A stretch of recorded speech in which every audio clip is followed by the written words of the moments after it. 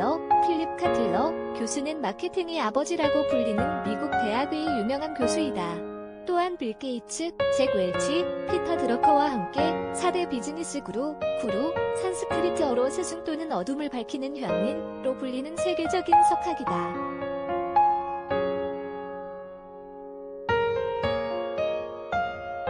작년 9월 그는 미국은 노르딕 자본주의가 될 준비가 되어 있는가? Is America ready for Nordic capitalism? 라는 제목의 글을 발표했다.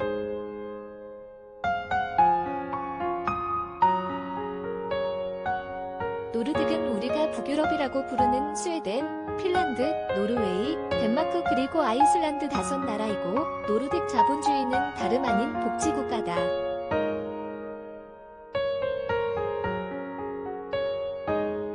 미국 자본주의와 노르딕 자본주의 한국에서 복지국가를 말하면 철지난 노랫가락처럼 듣는 사람들이 많다. 지난 김대중 정부 때부터 들어왔던 지겨운 레퍼토리라는 식이다.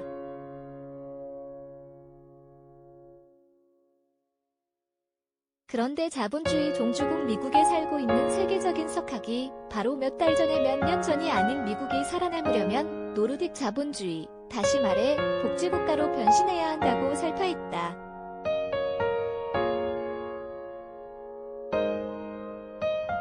세계적 석학인 그에게 복지국가는 철지난 노랫가락이 아니다.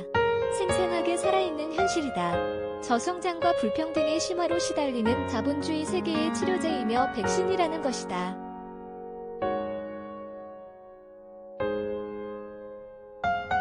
필립 코틀러의 말을 더 들어보자. 그는 신자유주의 학자들이 신봉하는 낙수효과, 트리클다운, 즉 부자가 돈을 많이 벌면 부의 일부가 가난한 자들에게 낙숫물처럼 떨어져 빈곤에서 벗어나고 경제가 성장한다는 주장은 틀렸다고 말한다.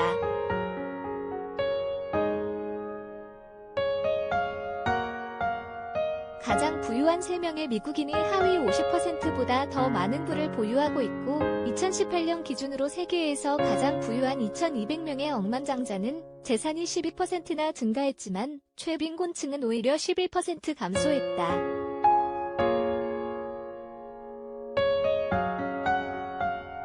이런 사실을 들며 그는 낙수효과인 트리클다운이 아닌 정반대, 즉 가난한 사람들이 푼돈까지 부자들에게 거꾸로 올라가는 줄어들기, 트리클업 세상이 되었다고 비판했다.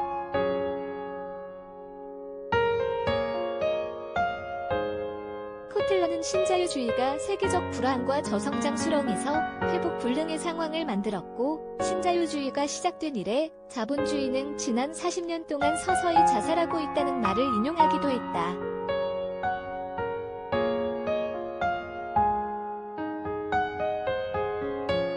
설상가상으로 코로나19라는 글로벌 감염병 위기까지 겹쳤다.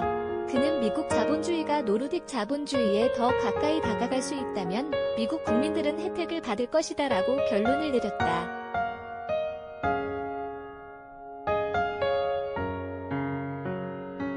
필립 코틀러뿐만 아니다. 매년 초세계 정상들과 유명 기업인들이 모이는 세계경제포럼, 월드 에커나믹 포럼의 창립자이며 주최자인 클라우스 슈밥, 클라우스 쉬와 도 같은 맥락으로 복지국가 체제의 중요성을 강조하고 있다.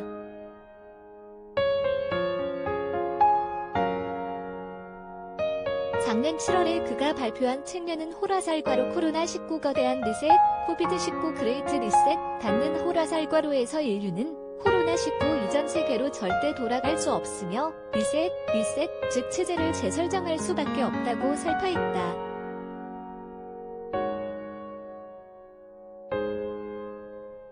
슈밥이 말한 리셋은 컴퓨터가 멈추었을 때 리부팅하면 다시 작동되는 식의 단순한 복귀가 아니다.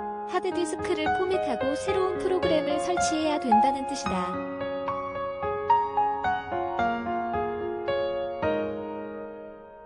그는 신자유주의의 주주자본주의 시대에서 이해관계자 자본주의로 전환해야 한다. 쉬프팅 프롬 쉐어홀더 캐피틀리즘 투 스테이크홀더 캐피틀리즘는 점을 거듭 강조하고 있다.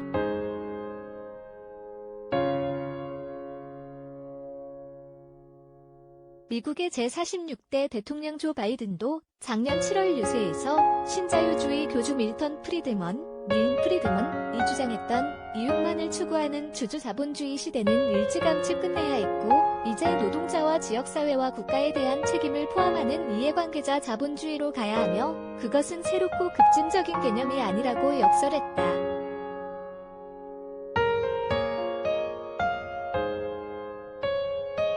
이해관계자라는 개념은 1984년 미국 학자인 에드워드 프리먼 A에 처음 주창된 것으로 알려져 있다. 그런데 프리먼 본인이 2013년 자신의 논문에서 이 개념을 스웨덴 경제대학의 에릭 랜먼 2964년에 처음 사용했다며 자기가 만들었다는 것은 오류라며 바로잡았다.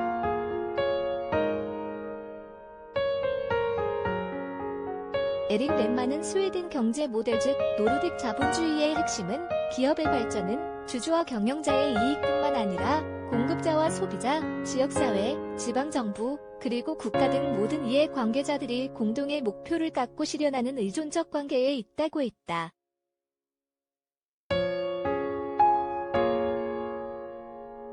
핀란드 출신 저널리스트 아누 파터넌 역시 여는 호라살과로 뉴욕타임스 닫는 호라살과로 칼럼 2019, 12, 7에서 세계는 이해관계자 자본주의라는 바퀴를 다시 발명할 필요는 없으며 핀란드에서 노르딕 복지국가를 보면 된다고 조언한 적 있다.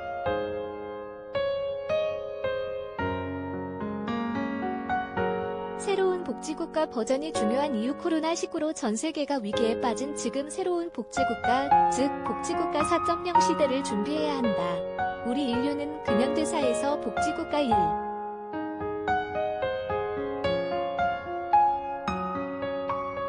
0 버전부터 노르딕 자본주의로 상징되는 복지국가 3.0 버전까지 진행해왔다. 1880년대 독일의 철혈제상 비스마르크가 근대 복지국가의 출발인 복지국가 1.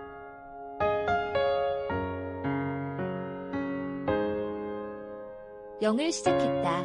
1930년대 미국을 대공황에서 벗어나게 한 프랭클린 루즈벨트 대통령의 뉴딜 정책은 복지국가 2.0 버전이다. 루즈벨트의 뉴딜 정책은 소득세, 상속세 등 세율 인상으로 국가재정을 확충했고 노동세권을 보장하고 최저임금법을 시행했으며 빈곤 퇴치를 위해 실업보험, 장애자 급여, 은퇴자 연금 같은 사회보장제도의 기틀을 마련했다.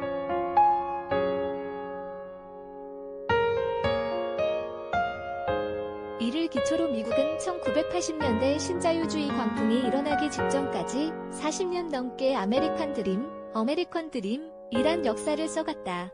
그러나 1980년대 이후 미국의 레이거노믹스와 영국의 대처리즘으로 상징되는 쌍두마차가 이끄는 신자유주의 광풍 속에 복지국가 1.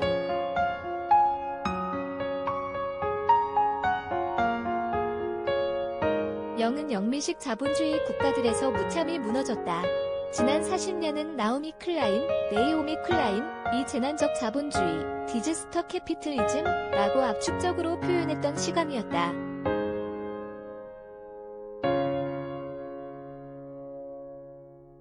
신자유주의와 주질 자본주의가 전 세계를 휩쓸면서 복지국가는 크게 훼손된 채 역사의 흔적으로만 남을 것처럼 보이기도 했다. 하지만 유럽 북쪽의 노르딕 국가들이 1930년 대공황 이후 자신들만의 3인주의 복지국가 모델을 소중히 가꾸고 있었다.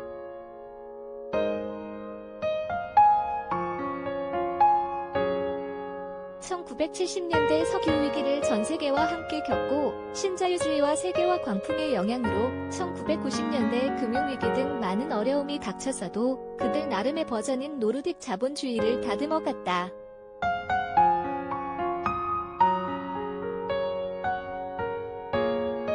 노르딕 자본주의는 무상의료와 무상교육, 노후보장연금, 유급휴가 등의 보편적 복지를 기초로 사회적 대타협과 함께 높은 투명성과 신뢰도를 바탕으로 기후변화에 대응하면서 지속가능한 발전 공식을 찾아냈다.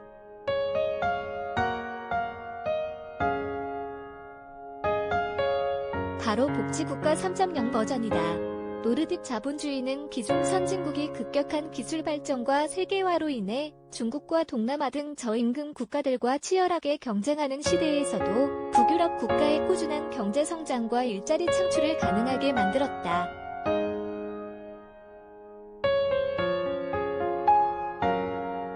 포스트 코로나 시대 인류는 노르딕 자본주의의 새로운 버전인 복지국가 4.0을 요구하고 있다. 그것은 코로나19라는 팬데믹 이후 모든 것을 재설정해야 한다는 클라우드 슈밥의 통찰처럼 어쩔 수 없는 선택이 되고 있다.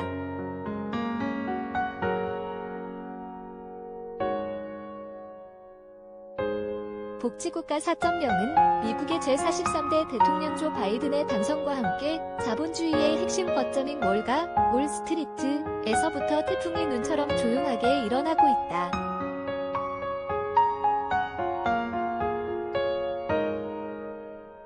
월가의 제왕이라고 불리는 자산 운용회사 블랙락은 운용자산 규모가 7조 8천억 달러, 8,600조 원 규모로 세계 1위이다. 올해 1월 블랙락의 최고 경영자 CEO 레리 핑크는 투자한 기업 CEO들에게 편지를 보내 ESG, 환경, E, 사회, S, 거버넌스, G, 경영을 다시 강조하면서 특히 기후변화 대응을 강력하게 요구했다.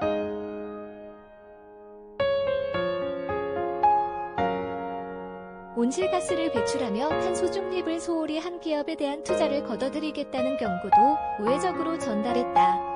코로나19 위기는 몇 년 전 빌 게이츠도 경고했듯이 환경 파괴로 인해 정글 속 깊이 잠들어 있던 바이러스들이 인간과 접촉하며 시작되었다는 것이 정설이다.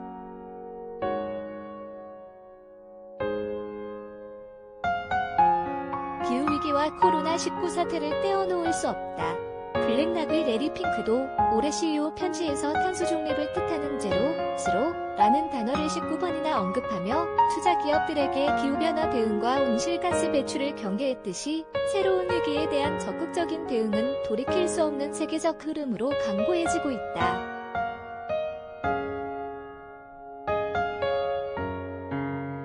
복지국가 3.0을 완성한 노르딕 복지 국가들은 기후변화 대응의 선도적이다.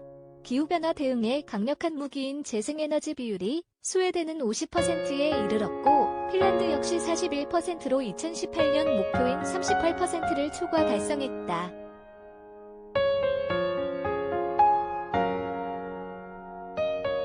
기후변화 대응에 적극적인 유럽연합, EU 국가들의 평균은 18%로 노르딕 국가들의 성취에 미치지 못하지만 그마저도 한국의 5.8%와 비교하면 멀찌감치 앞서 달리고 있다.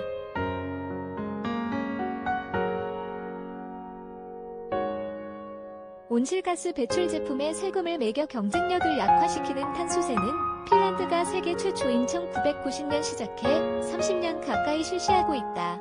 핀란드는 2029년 화석연료 완전 퇴출과 함께 2035년 탄소 중립 달성을 목표로 하고 있다.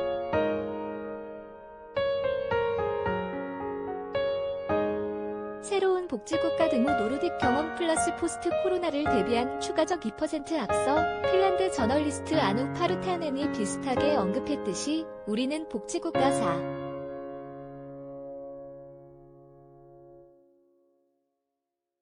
4.0을 처음부터 발명할 필요가 없다. 핀란드 등 노르딕 국가가 완성한 복지국가 3.0을 갖고 와서 거기에 포스트 코로나 시대 대비를 위해 필요한 2%만 더하면 된다.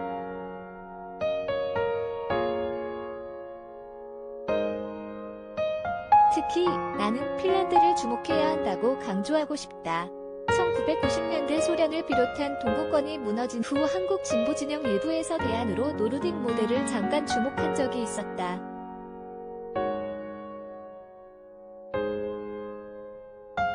그런데 그때는 3인주의 복지국가 모델의 원조 국가인 스웨덴만 보았다. 스웨덴은 역사적으로 북유럽 강국이었고 3인주의의 토대가 강력해서 우리의 현실과 맞지 않았다.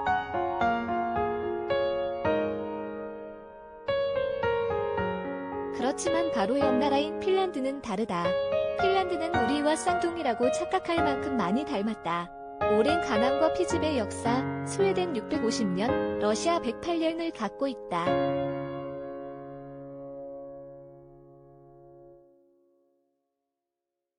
이웃 노르딕 나라들과 달리 혈통에 아시아 유전자가 섞여 있고 언어 체계도 우리와 같은 우랄 알타이어계다. 한국전쟁과 같은 동족상잔의 이념전쟁을 1918년에 겪었다.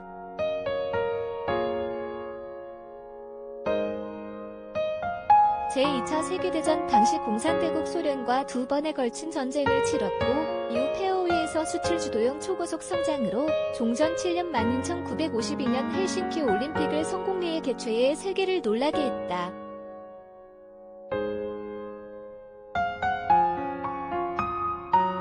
한국의 한강의 기적과 1988년 서울올림픽과 같은 맥락에서 볼 수 있다. 핀란드 역시 강력한 반공주의와 국가보안법 같은 반공법으로 좌파를 탄압한 역사를 갖고 있고 박정희 18년 독재보다 한 수위로 26년 동안 권좌를 지킨 대통령도 있는 등 닮은 점이 헤아릴 수 없이 많다.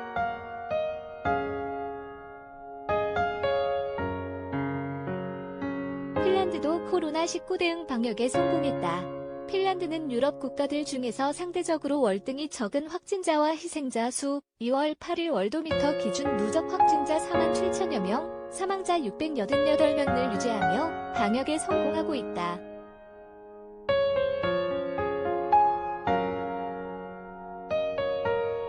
물론 복지국가 특유의 사회화 전망으로 소상공인 등 취약계층 보호에도 문제가 없다. 통행 제한과 같은 국가적 통제 없이도 높은 시민의식으로 손소독과 마스크 착용 등을 개인의 자율에 맡기고 있다.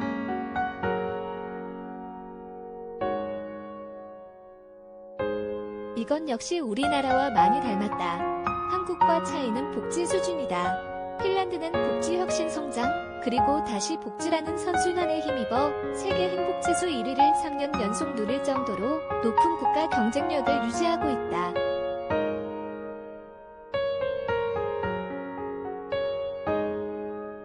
그들에게 복지는 부자의 주머니를 털어 가난한 자에게 나눠주는 단순한 분배나 시혜가 아니다. 누구나 과감하게 도전할 수 있게끔 하는 촘촘한 안전망인 동시에 혁신을 위한 점프대이다.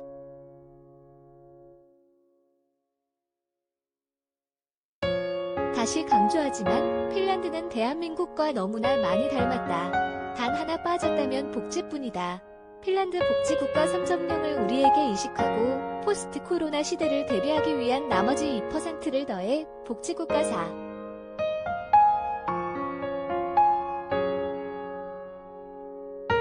대한민국을 만들어야 한다.